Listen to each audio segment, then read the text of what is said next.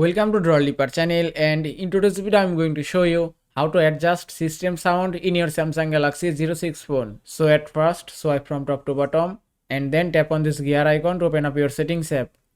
Now from here scroll down a bit and then go to sounds and vibration option.